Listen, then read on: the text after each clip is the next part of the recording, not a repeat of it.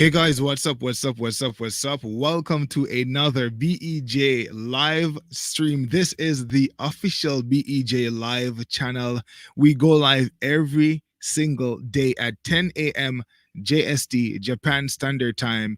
If you are not yet subscribed to this channel, consider doing so. We're trying to get to that place where we will enable the feature so we can go outdoors once COVID-19 is a thing of the past. Welcome, guys. Thanks for coming on. Today we have a special guest, right? So this will be another live interview for you guys, right? We have Pinnacle, the hustler, or the hustler from South Korea. He resides in Itaewon, South Korea. He owns and operates a hip hop lounge that goes by the name of Hustle, right? Planet Hustle. You guys might have seen him from previous interview that we had. Actually, I think it was last year. You can check the description down below as well for the link to his previous MFiles episode. We're going to be talking about life in South Korea. We're going to be talking about how he's weathering COVID-19, being the owner of a black business within South Korea. So we're going to talk about all that good stuff right now. So if you're watching, thanks for coming on. Remember to share this out, on through your social media networks, whether it's Twitter, Facebook, etc. Thanks for coming on. Mina J, how you doing? Jay, what's up?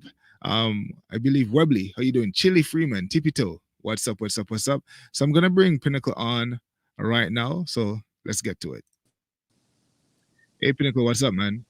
What's up, bro? How you doing? I'm good. I'll give you like 60 seconds to share it out if you want to share it. Can you do that, or you're using the phone? You can't share the link, right? If you can't, it's fine. You can do it after. It's okay. Then if you can, if you're using the same, I can do it on my computer. Okay, cool. Yeah. Right, let's send this out myself as well. All right.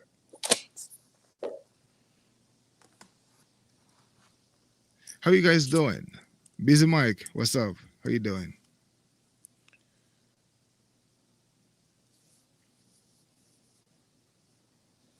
All right, let's see. So we have. So this is the live channel. So BEJ Live. So okay, there we go. Telling you guys on the main channel to hop on over. I think we're good.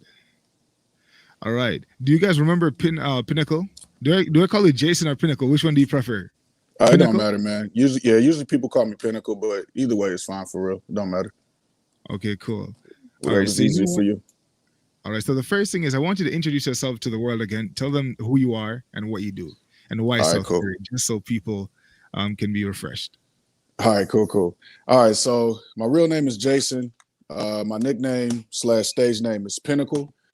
My nickname been Pinnacle since I was like 15, something like that, 14, 15, 16. So so right now I live in Seoul, South Korea. I'm out here. I have two businesses. I have Planet Hustle, which is an entertainment company, entertainment, events, stuff like that. And then we have Hustle, which is a hip hop hookah lounge located in Itaewon, Seoul, South Korea. Okay. Yeah. Okay. So tell me, how has it been going since COVID-19? Before even that, we did an interview last year, right? I believe it was last year. So what has the response been to that interview, the feedback, etc.? Oh man, actually, first of all, I feel like I owe you some money because people have been coming in like, oh my goodness, I saw your interview on YouTube, and I'm like, which one? They're like, the one, the black guy from Japan. Oh, okay, yeah, Black Experience Japan, cool. And I'm like, yeah, I saw it. I just want to come and support you, and I'm like, thank you, I appreciate you. So I owe you like $5. Hilarious. But that's what we're about, man. So I'm thankful for the reach and the influence that we have, so we can put people on as well and give people an added boost. So that's cool. Yeah, man. I definitely appreciate that.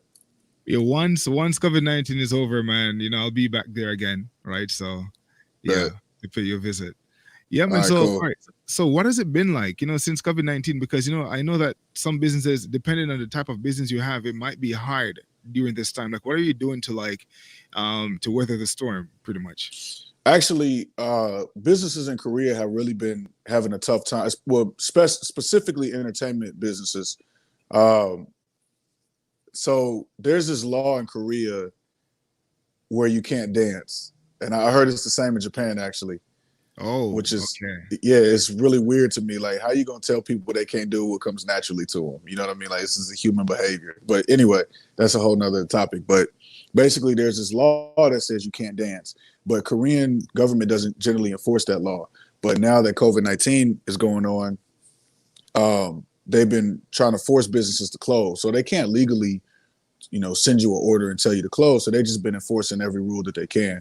So it's so like all the clubs, every single club in Itaewon. Well, actually, as far as I know, every club in Seoul pretty much is closed, um, and they close because if they don't close, then the law is going to enforce the no dancing policy on them.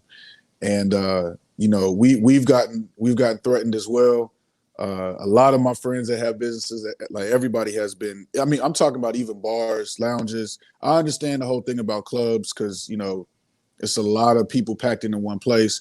But Yeah. even places where people are just going in and sitting down, they're like, "Nah, we want you to close too." So my partner and I decided that actually this is probably the best time to go ahead and do renovations. Hmm. And I Okay. mean, you can't tell right now because I got it at the right angle, but hustle is messed up right now. Like we got all kind of stuff going on over here because Hmm. we're doing a whole bunch of changes. So we figured this was the best time for us to just go ahead and shut down, renovate the whole place. So that way, when people come back next month, because we'll have our second year anniversary next month. So when people come back, it's like coming to a whole new house. You know what I mean? Okay. Okay. All right. Cool. So you're utilizing the time. You're taking advantage of this time right now. Got to. All right. Cool. So what you said? There's a no dancing like law or policy. Like, is that something before COVID-19? Yeah, it's always. I don't actually. I It's need to look into that. recent. That sounds kind of odd. That Yeah, sounds really odd. it's it's recent. It's like it's a few years old. It happened because basically, oh man, it goes kind of. It's how I make this simple. It's kind of complex, but basically, there's different licenses that you can get as a Okay. business, right? And in order to get the type of license to run an actual club, it's called an ILJUM license, right? And you have to it's almost impossible to get. The only way to get that license is if you're partnered with a hotel. And if you have that license, you can basically do anything, pretty much anything, and you don't really get penalized for it, including Okay. dancing. But if you don't have that license, then you're not allowed to have dancing. So even before COVID-19, there was this restriction based on what kind of license you had. And since then, there have been a few clubs that had some really terrible situations. Like there was this one club in Gangnam that they were like prostituting women, or there was some kind of like sexual crimes they were committing against women. So that Okay. was a huge blow to the entertainment industry. And then there was another club down south in Korea where they built like a second floor, and the whole floor and the stairs collapsed. People Okay. died. Yeah, so their response was not like, okay, let's hand out these licenses so we can regulate how people dance. Their response was, all right, everybody no dancing. Yeah. Yeah. That. So so like the businesses that actually do care for their customers, or do things to ensure the safety of the people that come in, they get penalized as well. You know what I Yeah. mean? Okay. I see. I Yeah. see. So that's something that we're also facing. So it's kind of crazy. Well, that's nuts, man. So, like, Yeah. tell me, like, so what has it been like? We spoke about some of these things on the actual interview, but what has it really been like? Operating a hip hop lounge in South Korea. You said you had a partner as well. Your partner is Korean, right? Is it? Is he? Right. Yeah. He's Korean. So what? So what has it been like? Tell me about the experience, or just overall, the response from the community, the Korean people as well. What has that been like? Actually, the response to Hustle has always been pretty good. Even when we first started, and Hustle was like, man, I have to show you pictures of what it used to look like. It was terrible because it used to be a different. It was a different bar, and then basically I partnered into it and took it over and turned it into Hustle. So when it was the old place, it was super whack. But our number one, I guess, like the number one value that we hold is to take care of our community, to build community and to take care of it. So Yeah. we've always had a strong base of people that keep returning and keep supporting us and keep helping us to push and grow because they feel connected to what it is we're doing. So that includes foreign people in Korea, and it includes Koreans as well. So our response has always been pretty good. Okay. Cool. All right. So how was I know? Okay, it depends if you want to talk about this or not. Mm-hmm. But by not being open right now, is there anything that I guess people overall could do maybe to help you? Like maybe I guess once you reopen again, people could come by and check you guys out. Do you have a date when you're planning to reopen your doors again? Like what's your address? Also, what's your social media handle so people can reach out as well? All right, cool. So yes, definitely come once we reopen. We need you. Our very last renovation will happen on May 13th in the afternoon, and then we're going to open May 13th that night. That's a Wednesday. And then on May 16th, that's going to be the first Saturday that we open. May 16th, that will be our 2-year anniversary celebration, and we're going to have a barbecue on the rooftop. So that's going to be dope. What's your social media handles? Yeah. Oh, sorry. You good. Everything we have on social media is at Hustle Itaewon. HustleItaewon. Hustle Itaewon. Okay, so one word, right? Right. Okay.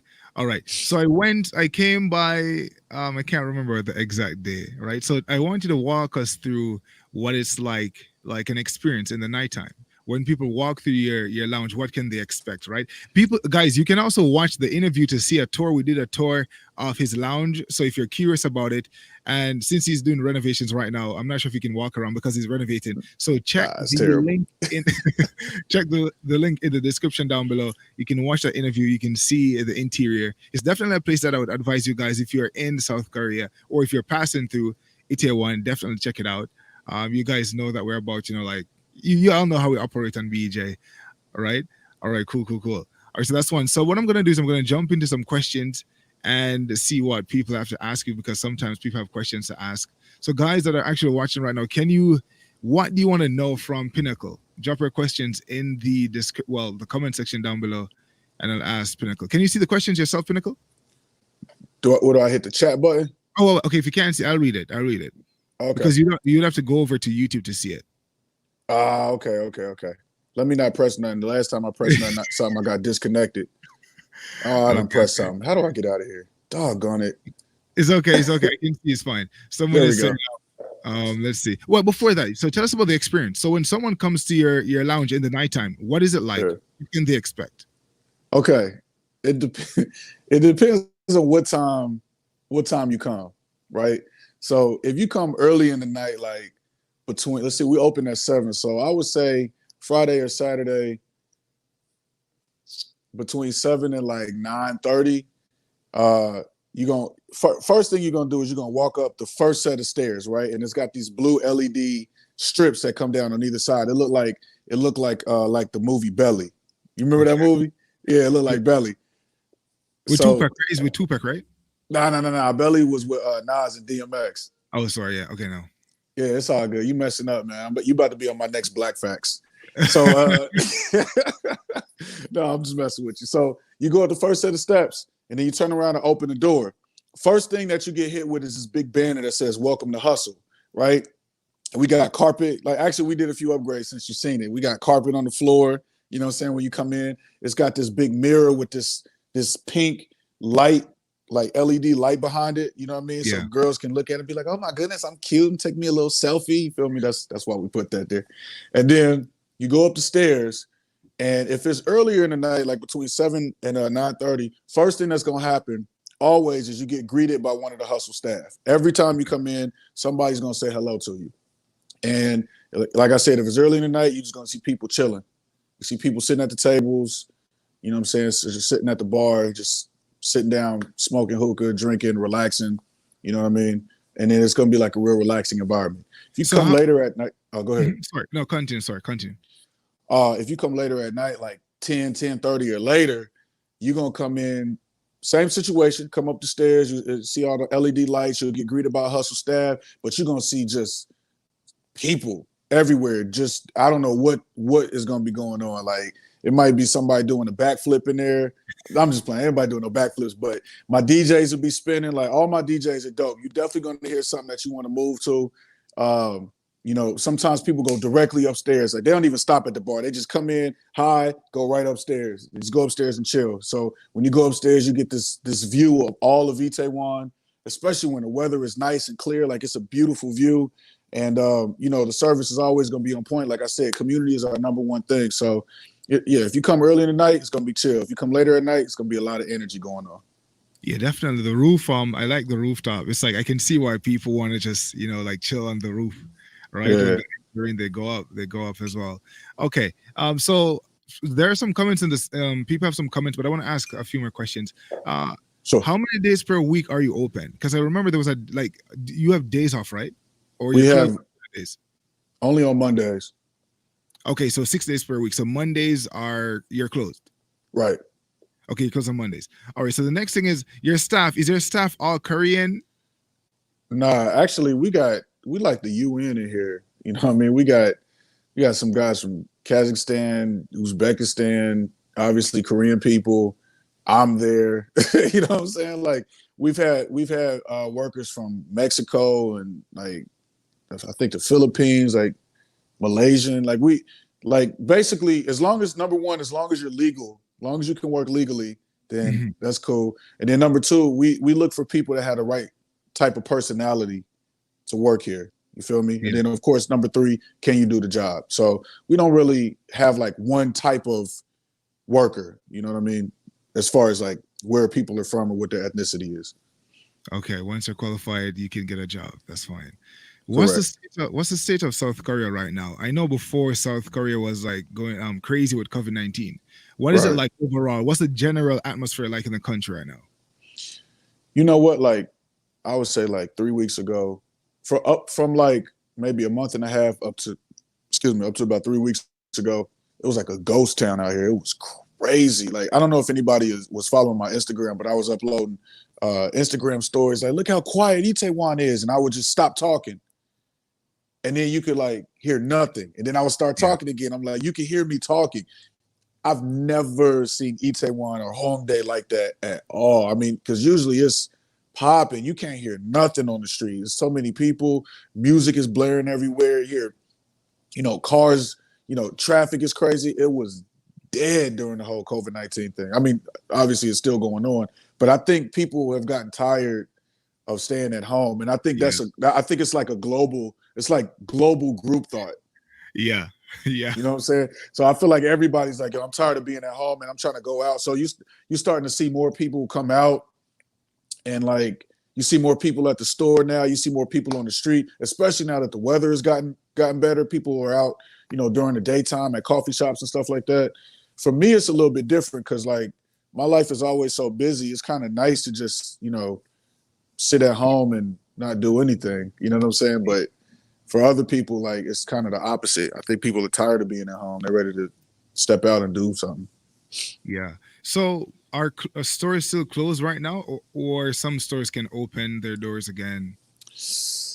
That's a tough one. See, the government put out like this notice. Like there's an article written saying that businesses can start operating again on, I want to say April 19th. But I talked to one of my homeboys that own the club, and he said they still pushing him to stay closed. And he said he talked to some of his other friends that are club owners as well, and they all said the same thing. Like even though the government said you can open, they still pushing you to stay closed. So I don't know. Okay. Wow. Yeah. All right, so let me hop into some of the questions. Someone was asking, how hard was it to find a business partner? Wait. Let's see. Hold on. So I'm scrolling up and down. Okay, yeah. How hard was it to find a business partner that was open-minded to your vision and willing to help? Well, to be honest with you, I wasn't looking for a business partner at the time. Okay. I knew that I wanted to set up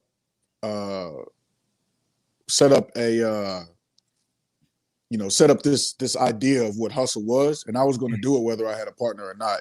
but I just happened to come in contact with my current partner, and he actually he owned this spot before I came into it, and we were just working together doing like one-off events. I was doing rooftop parties, and at the time he wasn't really getting no business. It was him and another dude, and eventually I just told him, I said, look, y'all not making no money. So I was like, once the summer is over, these rooftop parties gonna be a wrap. So do you want to partner together so we can make long-term money? And so, we talked about it, negotiated the contract, and then, we worked it out. So I partnered into it, and then it started popping off, and then eventually I changed it over to Hustle. So that's how the whole partnership worked out. But I wasn't actually, before my current partner, I had already made up my mind I wasn't gonna have no more partners. So, but it just worked out where I was like, I happened to come in contact with him. He's a good dude. He's a good man. He's honest, trustworthy. He's good with numbers and everything. So it just made sense to go ahead and go into business with him. Okay, cool. The next one said, next question, does your lounge sell sake, or I believe this is awamori? Do you sell any of those things, sake or? Nah, sake is not really big in Korea unless you go to a Japanese place. But Koreans drink soju. Okay. And we used to sell soju, but then we was like, we ain't selling that no more. So we decided to stop selling soju. Why? Why not? Why? Because like people weren't buying it? No, it wasn't even that. It's just like, man, how do I explain this? Like, all right, think about it like this, right? When you go to Japan and you turn up at a club, do they got sake at the club? I don't know. No idea. It's traditional. It's more like a traditional thing. It's more like, I guess maybe that's why. I think it's almost like this. I think I get what you're trying to say. I think what I'm saying is like soju is not. You don't go to the club and be like, I'm gonna drink some soju. Like nobody does that. You feel what I'm saying? Like that's what I'm saying. I get it. Yeah, like you go to the club and you ask for Grey Goose. You know what I'm saying? You ask for Ciroc.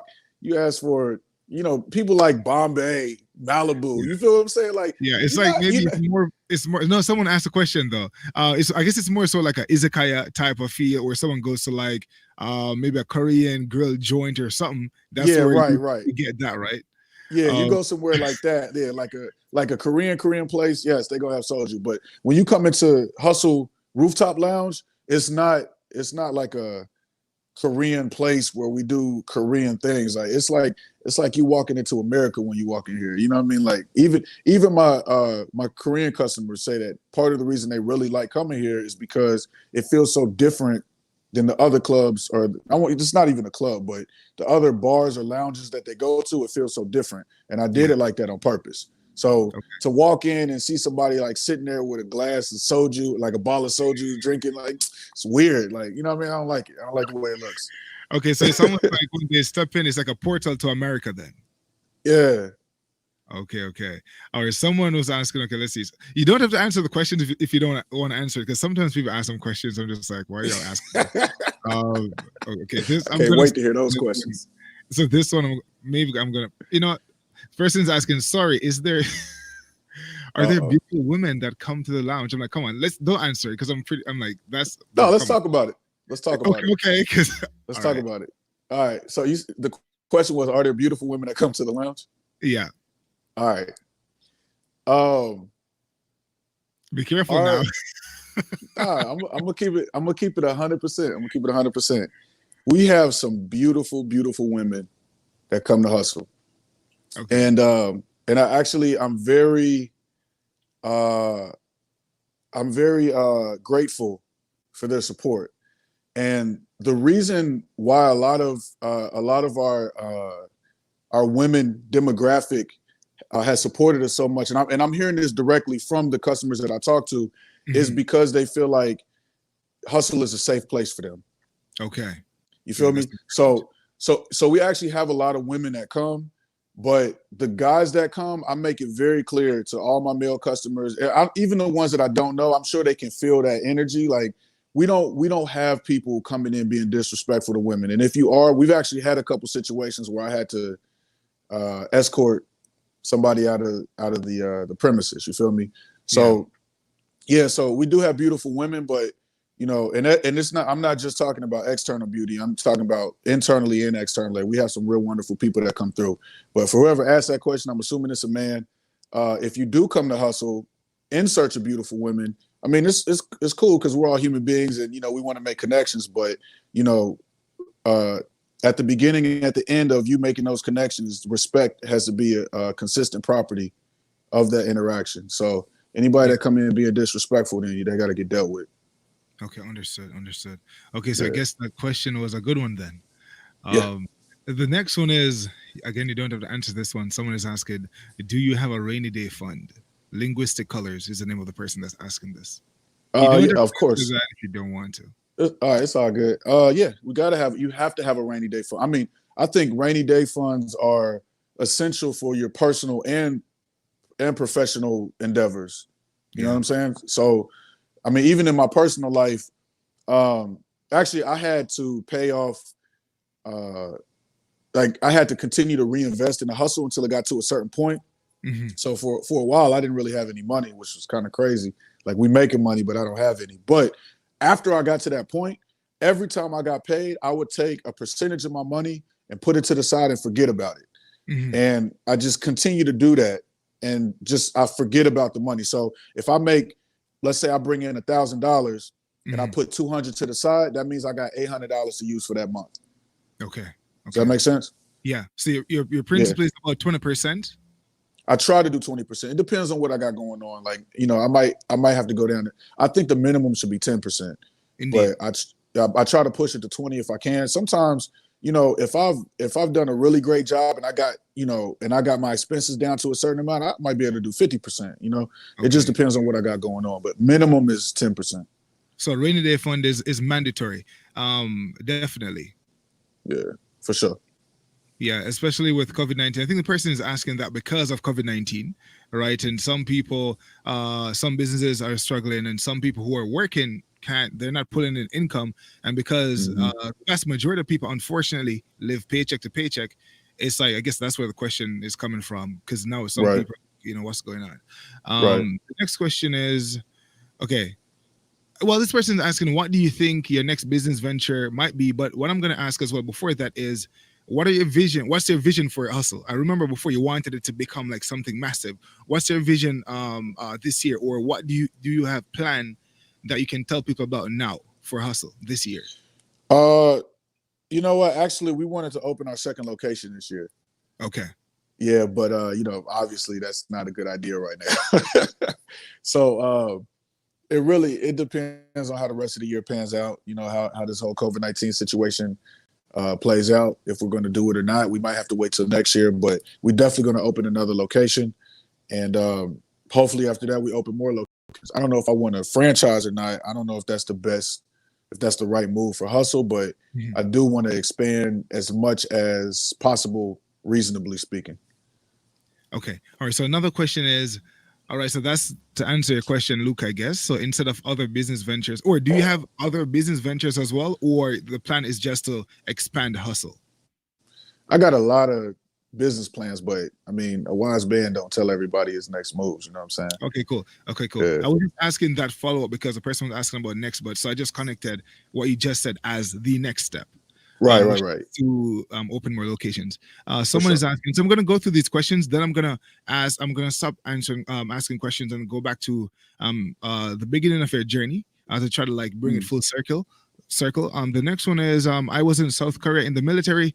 Do you get a lot of soldiers in your lounge? Uh, Sometimes I would say I think soldiers probably make up like maybe 15% of our regular business, maybe 20, I guess. But we don't get that many soldiers. Even when the base was right next door, we did get a lot more soldiers at that point. But we don't cater to the military demographic because I think it's kind of dangerous to just cater to one demographic. You know what I mean? What Mhm. if that one demographic, uh, like, what if the military's on lockdown? Then what are you gonna do? You're not gonna make no Yeah, money. indeed. So we don't necessarily cater to um, groups of people. We cater to people that have uh, like personality traits or characteristics. Does that make sense? So Understood. like, yeah, so if you're this type of person, this type of person, this type of person, then come to Hustle. Hustle is for you. And if you are, this type of person, you can be military, you can be a teacher, you can be a Korean person, you can be a government worker, whatever. It's a very broad range, but it's very specific over to what characteristics we're looking for in our customers. Okay, so I saw two questions. I'm gonna sort of like bring them together and ask the question that I wanted to ask, which was someone asked. So I'm gonna ask the questions that the person asked first, and then I'm gonna All like right. just put it in my question. So one was, Okay. why did you choose South Korea over any other Asian country? And then someone was asking, how hard is it for a foreigner to start a business in Korea? So for example, let's say I'm an English teacher, but I'm trying to leave that realm to start a small business. So those are two questions. So what I'm going to ask is the beginning of your journey. Tell us about why you went to South Korea, and Mhm. then the transition from well, if you went straight for a business or you transitioned from something else into business. Tell us about that process. Okay. So first, tell you about the transition. Okay. Okay. No. Why South Korea? Like, yeah, why did you make the move to South Korea versus anywhere else? Okay. So the reason that I came to South Korea was because I didn't really choose. I mean, I ultimately it was a choice to come, but it's not like I researched Korea and I was like, oh my goodness, Korea looks so cool. I gotta go. It wasn't like that.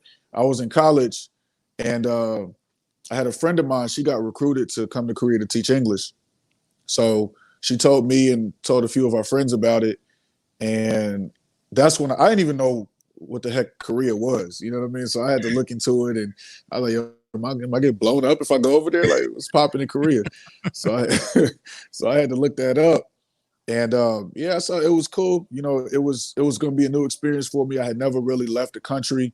I mean, you got like Mexico, but that don't really count because it's right next to America. You know what I'm saying? But like, I never really like left the country to go to the other side of the world. So I was like, yeah, I want to try it and see how it works out. So that's how I ended up coming to Korea. So was it? So did you do English teaching first or something like that Yeah, I initially? started. Yep, I started as an English teacher. How was that experience for you? It was cool. Actually, I loved it. I really enjoyed teaching English. Um, man, I have no idea how I kept a job because all I did was make fun of them kids every time they came. Hey, teacher, like shut up. And like it was cool because a lot of those kids, excuse me, it was their first time seeing a black person in real life. Yeah. So they would just be like, wow, like you exist. I'm like, man, if you don't get out of my face and go sit down. So but yeah, it was like I was an ambassador for black people to these little Korean kids. And those little bastards loved me. And I don't know why. All I did was make fun of them the whole time. I would teach them English and then make fun of them. That Yeah. was it. Yeah. Cool, cool. So the idea to open a business came about during that period. You were like, why don't I start something? Nah, it wasn't even like that. Actually, it was a long process. Actually, I didn't even want to become the owner of a lounge or club or nothing like that because um it's such a cutthroat industry. So what Mm, happened was first I was teaching English, and then I got in contact with this guy named Carlos. Carlos, I didn't know he was a celebrity at the time, but he was with this group, this real popular hip hop K-pop group in the late '90s called Uptown. And mm. at the time I met him, he was going on his solo career. So he was like, "Hey, do you wanna do some shows with me?" And I was like, "All right, whatever, that's cool. I don't got nothing else to do. I'm just teaching English." And our first performance, I swear on everything, bro. Our first performance was at a Lamborghini party on Oh a wow. yacht. Oh wow. Yeah, I was like, we pulled up to the yacht. I was like, "Where's the club at?" It On was the like yacht. On the on the yacht. on the river. I said, stop it.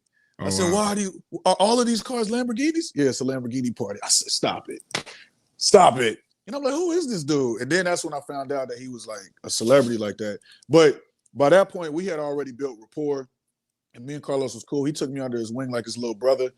And from there, that's when I really started flourishing in the entertainment industry because I met so many people through Carlos, and like his network became my network. And then I started doing other performances, and eventually I got on radio and I started DJing. I started having my own events, promoting at different clubs and stuff. And that's when I started promoting at different clubs. That's when I really started understanding the club culture and the entertainment culture in Korea. And I was like, I don't want to be a part of that because these people are grimy over here, yo. They grimy. And I was like, I don't want to be a part of it. And then I ended up leaving Korea to go back home. And I came back a couple years later. I mean, I was still traveling back and forth while I was living in America. But when I came back, like when I started living in Korea again, I had an opportunity to open a club. And I was just like, at that point, my perspective changed a little bit because I had done all these promotions and all these events and DJed at all these parties. And it was like, I still felt like I was working for somebody else. You know what I mean? Like when I go to somebody else's club to do an event, I got to abide by their rules. And I got to, give them, even if I bring most of the people at the event, I still got to give them the bigger percentage of the money. And I'm like, if I'm promoting better than you, how I get the smaller percentage? But it's because they were the club owner. So when I had the opportunity to own the club, I was like, shoot, I'm about to take this opportunity and make this money. But I want to do it clean. I don't want to, I don't want to be like these grimy business people that I see and like undercut other people and be stabbing people in the back. I think that's bad business. And I feel like karma come back around. You feel me? So, but thankfully everything worked out and it still is working out. So I just pray to God that it continues. Okay. So getting into business was almost by happenstance, would you say? Nah, I wouldn't say that. It's like, was it that you remained open to opportunities? So when your friend asked you about, DJing initially, you were just like open to it to say, you know what, let's see where this goes, or something like that. So basically, all right. So I think I said this in our interview. Like, yeah, I'm pretty sure I did. Like, I have these two rules that I live by: is work hard and be good to people. Right. Yeah. That's it. And like I said earlier, I believe that everything comes back around. You reap what you sow. And a lot of people, I remember when I was younger, I used to not believe in luck. I'd be like, luck is stupid. Luck doesn't happen. You create your opportunities. But as I get older and I see how there's so many different connections, you can call it luck, you can call it chance, you can call it karma, reaping what you sow, whatever you want to call it. But there's like this universe is made up of connections, right? There's something that happened here. It caused something to happen, and it caused something to happen here, and then there's an effect that happens all the way over here. The effect might not happen for maybe 10 years later or a million years later, but there was something that happened that created some other events to happen that is now affecting you right now. I mean, we're in COVID-19 right now because some dude in China ate a bat. You feel me? Like, if that's not cause and effect, I don't know what is. You feel me? So, but the thing is, like, the opportunities that are afforded to you, some of them happen based on who you are and what you've done and how you've dealt with people in your history.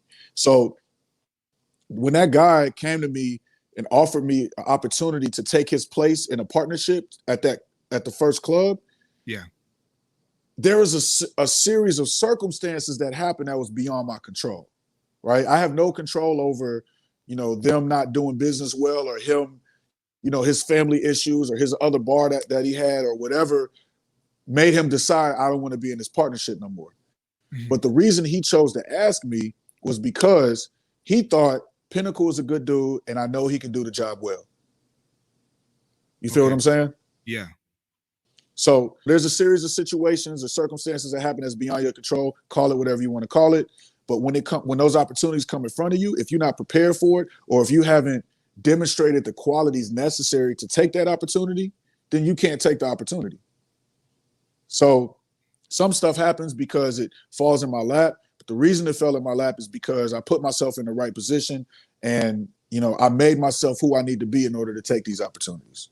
So there was a seed. It does. So there was a seed that people might not be privy to, but there was a seed, right? There was I mean, like, for instance, cause and effect, just like what you just explained. So people would say, oh, it fell into your lap, but there was something behind the scenes that they're just not privy to that contributed to that opportunity being presented.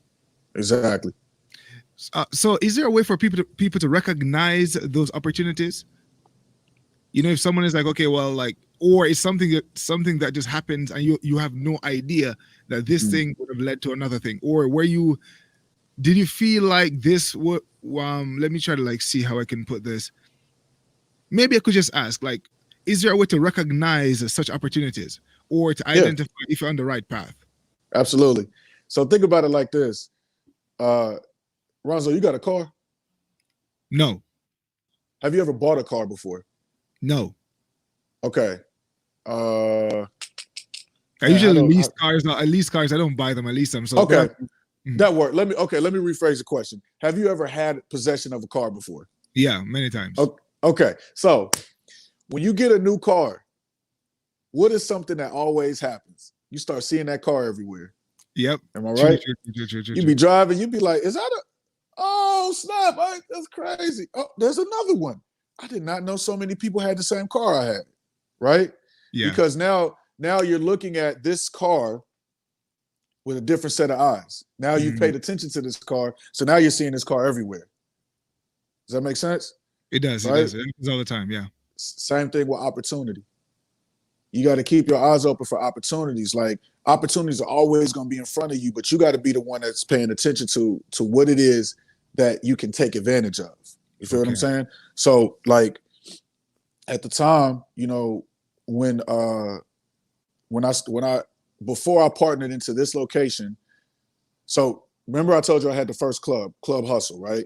So that one Mhm. ended up failing because of a bad partner.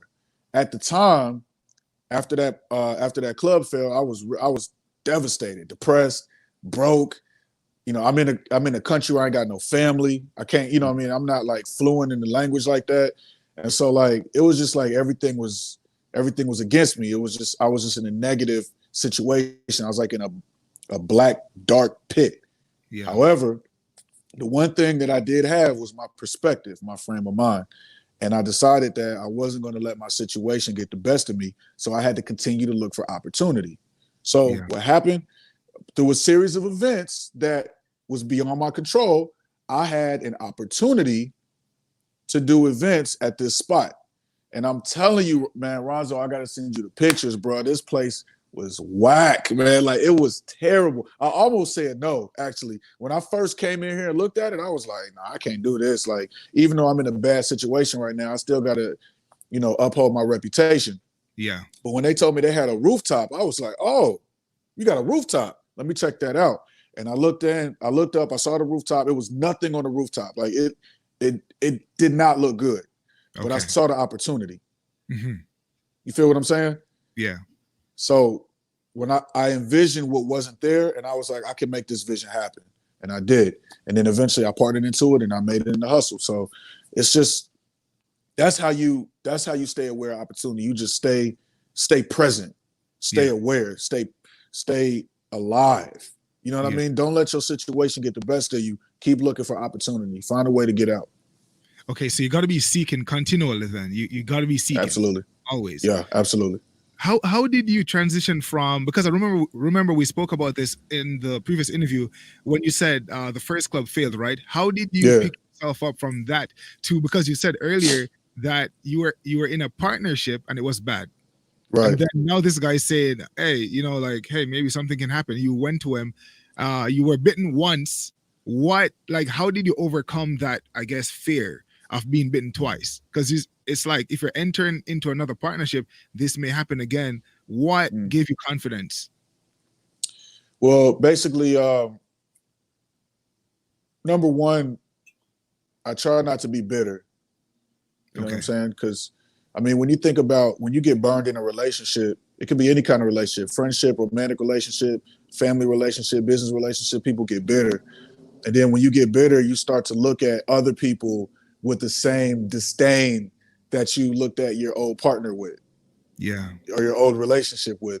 And that is going to hurt your opportunities. You feel me? So I tried to make sure that I wasn't bitter. And then The second thing is I took extra precautions to protect myself. To be Okay. honest with you, like you, if in order to become a good businessman, you got to get screwed over. It's it's part of the journey because you're not. It's just like being a great boxer. How you gonna learn how to protect yourself? You got to get punched in the face, right? You got Once to you know get your punched in blind the spots face, you're and like, weaknesses. oh, say again. You got to know your blind spots and weaknesses. Exactly. So once you get punched in the face, you're like, oh, okay, I don't actually want that to happen no more. Like, let me do this next time I see somebody swinging. So now you Yeah. know how to protect yourself. You feel Yeah. what I'm saying? So if you want to be successful in life, you got to get punched in the face. Understood. All right, just a few more questions before we conclude. Someone is asking, how is the social life in South Korea? It's cool. It's all right. I mean, like All right. I don't really have I don't think I have really many friends. I think that's everybody though. Like nobody really has a lot of friends. You know what I'm saying? You got a lot of people that you're cool with and people that you are friendly with. You have a lot of acquaintances. But friends are, it's like not that many. But my social life is cool because it's kind of my job to socialize. So Okay. yeah, like everywhere I go, I don't even go out with people. I just if I'm about to go to the club to kick it or I'm gonna, go to a bar or whatever, I just go by myself. And every time I go somewhere, I always see somebody I know and I end up with, kicking it with somebody. You know what I'm saying? So the social life in Korea is cool, but it's a little different than being back home. Okay. Any plans to settle down in South Korea? Nah. Okay. Like the response are just so succinct. I'm just loving it. Okay, someone asked earlier, any plans of opening a hustle branch in the States? I had thought about it actually. But you know, I don't know what kind of red tape I'm gonna have to go through, what kind of bureaucracy I got to deal with. I'm sure that it would be easier to manage than it would be in America. I mean, than in Korea because it's in English. But every state got different laws, different liquor regulations, different tobacco regulations. Like, it really depends on what the situation is like once I get to that point. So I don't know at this point. How about that? With languages, is it easy? Like, what's your fluency like? Does someone have to be fluent in Korean to open a business or operate a business in South Korea? Now, you don't have to be fluent, but it's very helpful to be fluent. I have to rely on people a lot to understand certain things that are going on, or if I have contracts or something that I got to sign, I always got to pay my lawyer to translate it so I can fully understand what it is that I'm reading. So it's Hmm. actually more expensive for me to get things done because I'm not fluent in Korean. But I'm probably like I think I would say I'm like intermediate right now. Like I can have a conversation with people and like I can live if I was just living a regular life in Yeah. Korea, just going to work and coming home, whatever, I would have no problems. But it's more difficult for me because I'm actually trying to elevate my lifestyle and elevate my business. So my Korean proficiency actually needs to increase as well. So I still study a lot and I still learn as much as I can. But I mean, shit, we all still learning English. If you think Yeah. about it, you know what I'm saying? Like I was reading a book yesterday and I was like, what does that mean? I had to Yeah. Google a word. Like this is a whole word. I don't know what this means. Yeah. So There's a like lot of learning, yeah. So learning a language that I haven't been speaking since I was a kid is crazy. yeah. It's a lifelong journey for any language, I believe. Yeah. The last one, which you might this question might take a time, maybe 2 minutes, All for right. you to answer. What's the process like? As much as you can divulge to set up a business in South Korea, I guess it will be different if you don't have a partner, right? But what was like some of the procedures or the things that maybe caught you by surprise when you were considering actually, getting all the paperwork and the stuff that you needed to make it happen? Mm. Oh my goodness, this is man. I don't know if we got enough time for this question, bro. Like I trying figured to it. I'll try to make it real quick.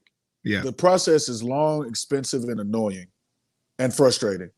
It's crazy. Like some stuff is kind of straightforward and you can just get it done. Some stuff, like people be like, "Oh, you need to get this paper," and it's like, bro, you didn't tell me this the first time I came here.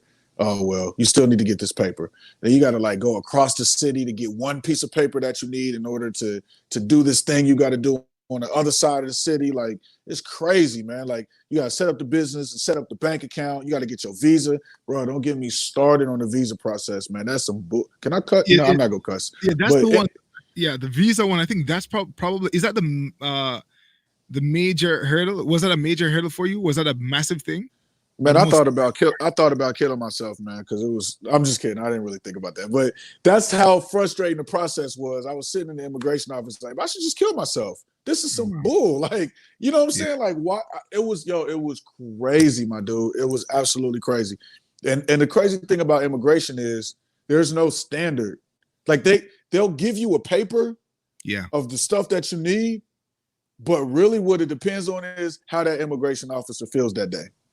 Oh, I You know what I'm see. I saying? see. They'd be So like, there's no yeah, requirement. So it's not like, for instance, Japan, you need about $50,000, and that's just part of it to get the to qualify. A part of the requirement for a business manager's visa.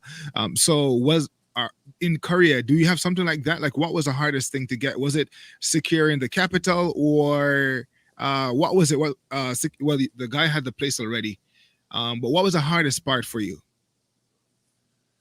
Like, if someone uh, wants to open a business in South Korea, like, what should they yeah. be mindful of? Say that again. What should If they be? someone What of? if someone wanted to open a business in South Korea, what should they be mindful of? Mindful Oh, you should. If you come to Korea specifically to open a business, man. to transition. No, not open to transition, because most people probably would come as, If I they're guess, already here, yeah, I would say just start working on the process, step by step, and consult with somebody that can basically hold your hand through the process. Because actually, you know what, you could just hit me up. To be honest with you, because I didn't have anybody. I mean, I did have some people that was helping me out, but it still took me a long time to get everything legal and to get everything in working order, get my visa processed and everything, because there was so much misinformation flying back and forth. And I kept mm, having to go back and forth to the same office for them to tell me something a little bit different than what they told me the last time. You feel what I'm saying? yeah, So, yeah, so like if it's people that's trying to open a business in Korea, actually I can help you out. I will say this. I don't like to, tell everybody like other business plans that I got going on in my other moves or anything, but I am going to start helping people set up businesses in Korea, because I know firsthand how difficult it can be. And now that I know how the process works, I know how to get people moving through it, and how they can get through it without spending 100 million won to do it. Because if you want a D8 visa, that's the yeah. minimum. That's the minimum barrier of entry as far as capital goes, is to give 100 million won. 100 million won is like $96,000 or something like that, US Okay, dollars. Yeah, okay, but there's a way to get around that. okay, cool. So if they want to do that, they can reach out to you via, I guess, social media. Again, let them know Yeah, your social media so people can, check you out. sure. If you go to, well, actually, I ended my Facebook. It was worthless. But hit me up on Instagram.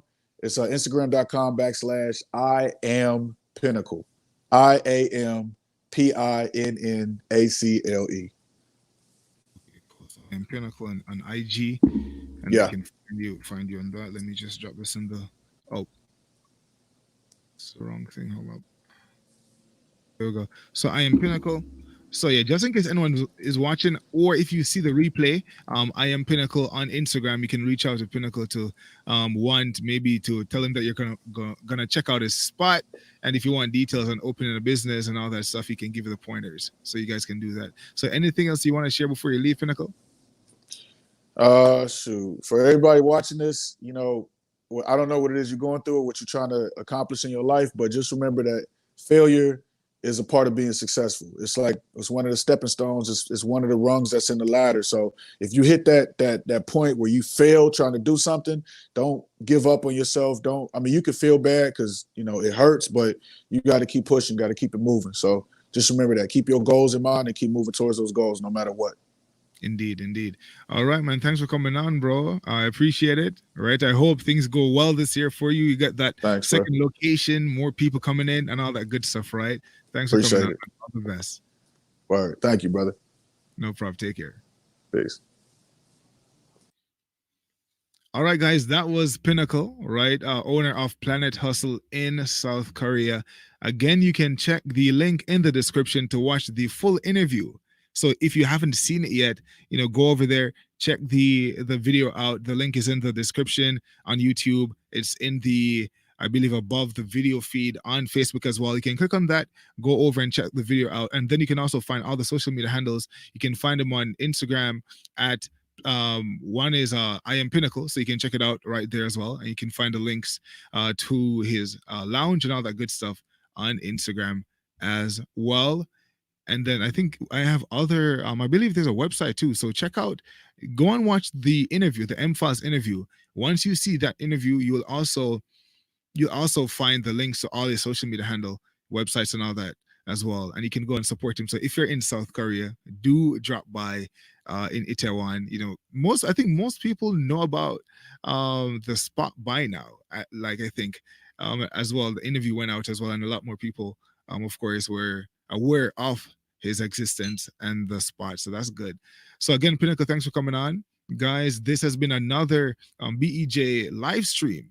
Right, this again is not the main channel, right? This is the live streaming channel. We go live every single day at 10 a.m. JST. So if you guys are wondering, when does this guy go live? It's daily, 10 a.m. Sometimes we do have live guests, right? Like just now, Pinnacle, and sometimes it's me talking about various topics. Sometimes we have my wife, and as soon as we're able to, okay, we will be doing these sort of live exploration streams that we did on the main channel back in the day, whether it's in Vietnam or some other country, or even Japan as well. So stay tuned for that. We're almost at 1,000 subscribers. We're right there on this channel, almost there. So if you haven't subscribed, consider doing so. Remember to subscribe. The link is in the description if you're watching this on Facebook, and if you're on YouTube, consider subscribing. We'll hit it, right? It's just a matter of time before we hit 1,000. And then once we can go out, I'll take you guys with us. And as I said before, it won't just be live interviews like this. This channel, the live channel, will have content, all sorts, in live format on this channel. So just stay tuned for that. Thanks to those of you guys who come on a daily basis or come on when you can. I appreciate it. Thanks for commenting. Thanks for watching. Thanks for sharing. Thanks for asking questions.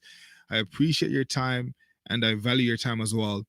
I feel like these interviews will these broadcasts, I should say, I'm trying to cap it at 2 hours at the longest, right? Between 1 hour and 2 hours. The thing is, I don't really have a time limit per se, because if an interview is going a certain way, you guys know I'm all about letting it flow. So you if you've watched a BEJ interview, you understand what it's like. Some of the interviews are long, and I have some interviews to release for you guys that are hella long. But whenever an interview is long, trust me, there's something in there. Why it's long? It has value. It's a fascinating story. I'm pretty sure there's something that you can extract from that experience. So I don't just fluff up interviews for the sake of it. I want to make sure that I tell you guys the full story. So if you do see an interview on the channel, like for instance, I have some that's coming up that's like almost an hour, like 59 minutes. So if you see an interview like that, check it out. And yeah, because it's not just fluff, right? You guys have seen the interview, so you understand what it's like. But thanks for coming on, guys. I appreciate you guys. Let's see what else you guys are saying here. I love the interview. He was very professional. Yeah, Pinnacle is very professional indeed. Chili Man, Chili Freeman, what's up? I think I said welcome already. Purple Paisley Planner, how you doing? Chariot Man Gaming, welcome. Luke Foster. I like Ranzo. I like how Ranzo says, until next time, bye for now. You should be a Jamaican TV presenter. You're hilarious. Enola, good night. Thanks for coming on. Have a good morning, Paisley. Thanks for coming on. Asha, you're welcome. Okay, guys. So Garlina said, good job, Ranzo. Jen, again, love your passion and vision. Push forward till the wheels fall off. Well, push forward until we levitate, actually. All right. So if the wheels fall off, we will levitate. But thanks for coming on, guys. I appreciate you guys. Until next time, I'll catch you guys tomorrow at 10 a.m. JST. It's 59 minutes and 25 seconds. Let me just wait. I'm gonna make this go up to an hour just for the sake of an hour. Take care, guys. And I want you guys as well. I guess finally, I want you guys to tell me if there's something that you want to see on the live streaming channel. Let me know. All right, let me know. Let me know. All right. So I guess maybe what I'll do is maybe I'll ask this. Tomorrow, maybe in the middle of the live stream, I can ask you guys so that you guys can we can talk about it and you can tell me what you guys want to see, and if we can make it happen, we'll make it happen as well. We have some different things coming up as well. Look out for that. And stay tuned to the main channel for new, fresh, out of the box interviews. Some pretty cool stuff coming your way. So stay tuned. Again, you guys saw that we discontinued the clips from the main channel because you guys ain't watching them, right? So it's like I guess most of you guys have watched them already. So I'm like, you know what? Hey, I'm not gonna put stuff there that you guys don't want to watch because you've seen it before. So we discontinued the clips on the main channel. But anyways, guys, until next time, bye for now. Thanks for coming on. Kiyoskete. Bye, guys. I appreciate y'all. See you tomorrow at 10 a.m. GST. Make sure my long goodbyes. Make sure the notification bell is enabled, right? Because if we go live and the bell is not enabled, you won't know that we're live. Okay, bye for now, guys.